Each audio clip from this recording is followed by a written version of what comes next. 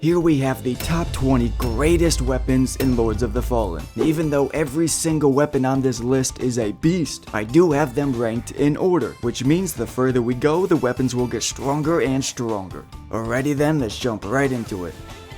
Now the first section is B tier, aka basic tier. And first up, we have the Hushed Saint's Halberd. Man, if you've been sleeping on polearms, you are bugging, bro. Look at this moveset. Just look at it, look at it. Daddy, watch me twirl. Daddy! Glorious indeed. This weapon you get super early in the game from a boss remembrance. It has very solid physical damage compared to the other polearms, and a nasty 150 poison buildup. And with that daddy twirl moveset, you'll be proccing poison pretty quickly. I love the way it looks too. It's just oozing with that yummy radioactive guacamole. Jeffrey's Dagger, Lil Jeffy. I had to at least have one dagger on this list, and I believe Lil Jeffrey here is worth the spot. It's got the classic wither, damage, and frost combination, and its only requirement is agility, so it's very easy to wield, effective, efficient, accessible. It's a big punch for a little man. To be honest though, what really pisses me off in this game is how dual wielding daggers does not have its own unique moveset. Like bro, what is this? You're better off just holding a single dagger in your hand, looking goofy, because that's the only way you're gonna get a quick, unique moveset out of it, like a dagger should be. Whatever. You can find Lil Jeffy here around the Tower of Penance down this ladder. Putrid Child Sword and Nohuta Polearm. Now I got these two together because they are very similar and share the same roles. Radiance and Inferno hybrid that also has that classic combo of Frost and Wither. You don't obtain these until about mid-game, but these are optimal choices as a melee weapon if you're creating an umbral build. Glass Cannon, Spellcaster, using umbral spells, boom, Nohuta Polearm or Putrid Sword at your service. Next up, the Bow of the Convert. Now on the face of it, the base damage compared to the other bows and crossbows are a bit lacking here. However, the thing that makes this stand out is just how many status effects that you can potentially deal. The status buildup that these arrows inflict are stacked on top of what the Convert bow already provides. So if your current enemies are vulnerable to fire, poison, bleed, whatever it is, the Bow of Converts got you covered. Faithful Bludgeon. Now this is an early game weapon, purely strength scaling, and can inflict burn for whatever reason. I'm sure this weapon has helped many strength build players get through the early part of their journey, because at the time you can obtain this, basically as soon as you get to Skyrest Bridge, it's one of the better strength weapons that you can use. By the way, if you need some help getting extra vigor, weapons, armor, gear, anything at all, you can get it cheap and safe right here, and I can tell you they are a legit website. The link is in the description. Moving into the next section, A tier, aka the awesome tier. The Lost Berescus could potentially be the greatest catalyst of all time. It's got 5 slots, which already tickles my nipples a little bit right there. But when it's fully upgraded and you have a high radiance and inferno levels, then this will get amazing scaling, giving a very high, very strong spell power. So basically, it's got 5 slots while also being very powerful. Everything we want. The Kukajin Sword. I'm not gonna lie, man, the Kukajin Sword really held it down for me throughout my playthrough, coming in clutch when I needed that delicious poison effect. But with it also providing decent bleed effect, it combos together nicely with many other weapons and setups. I mean, I eventually beat the lightreaper using this sword while still only at +5. The Kukajin Sword holds a special place in my empty, cold heart. The Taxidermist Hammer and Marco's Axe. Now these weapons share very similar roles. They are both strength whoppers that also deal a good amount of wither damage. I mean bro, we gotta show my taxidermist homie some love, man. A grisly hammer crafted from human bones and flesh. Yummers. You can find this hammer super early in the game at Fitzroy's Gorge, making it even more valuable. Got a very high attack power, amazing for early to mid game. So as far as big bunk weapons with wither damage go, these are your best men. The Bringer of Silence Swords. These are badass. They are memorable, looking gnarly, and combat effective. Now I really wish that, once you power stanced both the left and right hand versions, something special would happen, but nope. With these, you still definitely want to dual wield the left and right, because if you do, you will have frostbite on the one and wither damage coming from the other. That classic combination. Plus, they scale solely with your agility level, so if you just go deep dive into agility, then these weapons will be extremely powerful. Though I'll be honest with you, at the moment, I'm dual wielding the left hand bringer of silence with little Jeffrey here, because I was not able to farm the right hand version before making this video. I don't know, man. I tried, but this game just fucking hates me, apparently. Bloodlust. This weapon's got so much going on with it. Now, of course, you see the high attack power and fire damage, you see the bleed and the burn, and that gets you a little excited. But the very special thing about this is that it restores health on kill. This makes it perfect for progressing forward, moving through mobs of enemies. This sword also gets some drippy fashion points for looking so cool. The only reason it's not in a higher rank is because its overall attack power does not get super high. Eventually, other weapons will surpass it. Moving in to the S tier, aka Super Saiyan tier. First up, the Iron Wayfarer's Hammer, that ideal Bunga Bahunga strength weapon. And to be honest, I have mixed feelings about it. I mean, you look at all those different damage types, and you'll be thinking, but this means it does not do one thing exceptionally well, so it's not great for zoning in on one damage type. Though on the other hand, this also means that you can use this in almost any area of the game, and it could be effective. So it's really the perfect weapon to explore the endgame with.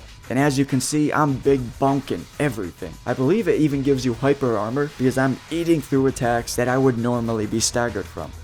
Bloody Glory. It can get an A+ radiance scaling, which is quite good, and 300 bleed. Lord have mercy, I'm about to bust. The bleed buildup is absolutely bonkers, dude. 2, at most 3 hits, and you got blood squirting everywhere. And plus, when you pair a heavy-hitting holy weapon like this with the hollowed tippy dick pendant to increase poise damage on holy type attacks, you are straight melting through enemies' posture bars. Like, it is beast. Considering you can find this weapon in Pilgrim's Perch, which is extremely early in the game, I had to rank it high on this list. You enhance it with the Smite Salt for bleed and smite, and you're golden, baby. Everyone be making mid-game radiance builds using this power stance with Pietas' sword. And yeah, man, I mean, that's a badass build. But me personally, I prefer this naughty little combo right here. Power stancing Bloody Glory with the Abiding Defender sword. Dude, look how similar they are. I mean, they were meant for each other.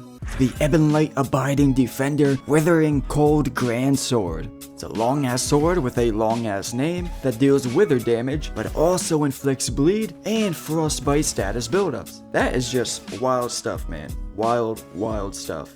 You got a triple stacker slapper of elemental damage and passive effects that you obtain not too far into the game. After defeating these two Brotherhood butt buddies, you will get the sword. Now you would think only 125 of each is not enough, but you really do be proccing frost fairly often against enemies that don't have a high resistance. And if you dual wield with the Bloody Glory, then you're proccing bleed like nothing. They be bleeding out all day. Not the most optimized weapon because it is very much a hybrid. I mean, it scales with radiance, but doesn't even do any holy damage. But regardless, still unique and awesome. Great weapon for PvP. The Sword of Teeth and Flesh. While not particularly great at traversing through mobs and progressing forward, it is exceptional at fighting bosses because of its burn and heavy attacks. The only reason I don't have this in God tier is because it does not scale with Inferno. I mean, typically you're dealing this much fire damage, it's usually built upon an Inferno build, yet having a high Inferno level does not benefit this weapon at all. Still got the gnarly fashion, solid weapon.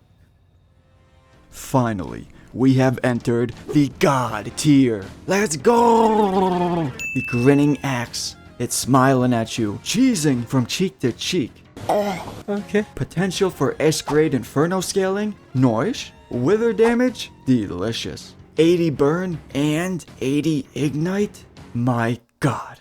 This weapon has crossed the line. This weapon has the potential to make some insane builds with it. For example, dual wield it with the bloodlust sword, wearing the ring of infernal devotion. Now we have a bit of bleed, a ton of burn, and a ton of ignite. Dude, this is the ultimate pyro power stance, including stacking this increased ignite effect rune, and you're proccing that ignite on basically every other hit. And for a faster weapon like this, that is just overpowered, man.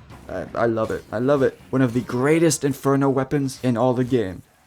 The Justice. The Justice sword becomes very strong with great strength scaling. Plus, it's got that 200 smite buildup, making it a perfect strength and radiance weapon to combine with radiant spells. You can enhance it with the radiant weapon, considering it already has smite, and now you got yourself a radiating monster on your hands. And like I said before, combining a heavy hitter holy weapon like this with the hollow tippy dick pendant is the most overpowered setup that I've seen in this game so far. Honestly, it breaks stance so ridiculously easy, especially when comboing it with radiance attack spells like Aureus' Judgment. Gregory the Ravager. Very similar to the previous Justice sword, except the Ravagers will have a much higher attack power with A+ scaling in both strength and radiance. I mean, I'm easily hitting over 1300 damage here, and my levels aren't even that high. They're not even at the soft caps. And that's not even counting the wither damage that is being applied. Though the Ravagers does not have a 200 smite like the Justice does. The Ravagers has a higher radiance requirement, and it weighs more. So I leave it to you to decide which you prefer, which you feel is better. Though both are absolutely insane. The Fallen Lord's Sword. 300 ignite? Lord have mercy, I'm about to bust. When I first saw the ignite passive effect in action, oh mama, I fell in love. The ignite effect is sick. And of course, this sword looks freaking gnarly too, making it even cooler. The thing is though, I've been hearing people hype it up as if it ignites the explosion every single hit. Like, bro, no, it doesn't. All enemy types have varying degrees of resistance. So, with some enemies, like this nasty ugly bug fucker, or anything in the fire realm, they are resistant and will take a few hits to ignite. Though it is so much fun on enemies who are vulnerable to fire, tossing enemies around so when it does ignite it potentially damages anything nearby as well, and it just becomes a fiesta of fireworks and death. Pieta. I had to do it, man. I didn't want to, but I had to. If you've been sleeping on Pieta's sword, you better wake up, chump. First of all, in case you didn't know, Pietas has a unique attack combo moveset. So with one of these secret story endings, you can get this sword here. I'm not gonna spoil it, but clearly it's similar to the Pieta sword. And if you dual wield them both, you will get this OD beastin' out attack combo. But back to Pieta's sword, this is quickly becoming a community favorite, being solidified as one of, if not the strongest radiance weapons. I mean, I wouldn't be surprised if it gets a nerf soon, because apparently everyone be using it in PvP. I mean, it's a goddamn lightsaber. Who wouldn't want to wield that? But wait, hold up.